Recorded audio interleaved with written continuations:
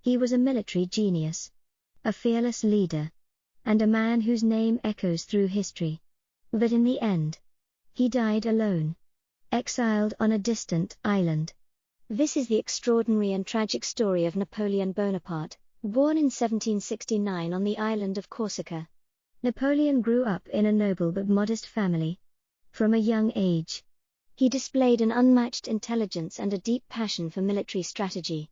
His sharp mind and relentless ambition earned him a place in France's prestigious military school, where he outshined his peers and quickly rose through the ranks. At just 24 years old, Napoleon led the siege of Toulon in 1793, securing a crucial victory that catapulted him into the spotlight.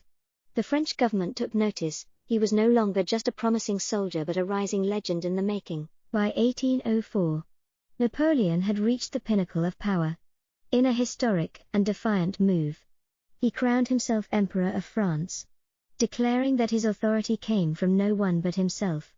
With unmatched brilliance on the battlefield, he swiftly defeated the great European powers, Austria, Prussia, and Russia, establishing France as the dominant force on the continent. The Battle of Austerlitz in 1805 remains one of the greatest military victories in history.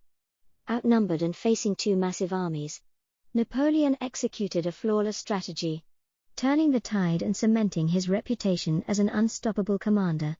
His empire stretched across Europe, reshaping the political landscape and striking fear into his enemies. But power comes with a price, and Napoleon's hunger for conquest led him to make a devastating mistake.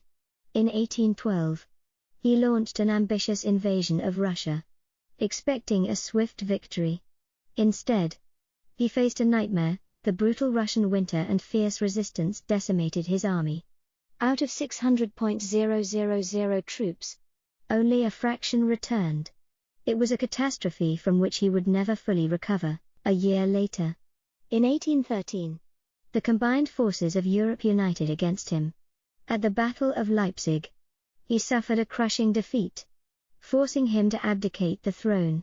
He was exiled to the island of Elba, stripped of his empire, but not of his ambition. Then, in 1815, against all odds, Napoleon staged the most daring comeback in history.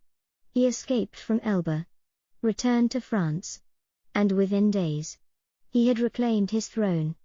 The world watched in awe. Napoleon was back, and he was ready for war. But his final gamble came at Waterloo. Facing the British and Prussian armies, he fought with everything he had. Yet, fate was against him. His once invincible army crumbled, and Napoleon, the man who had conquered Europe, faced his ultimate defeat, captured and exiled once more, this time to the remote island of St. Helena. He lived out his final years in isolation, far from the battlefields where he had once reigned supreme. In 1821, at the age of 51, Napoleon Bonaparte took his last breath. From a revolutionary hero to a fallen emperor, his journey remains one of history's most captivating sagas. Love him or hate him, one thing is undeniable: Napoleon Bonaparte changed the world forever.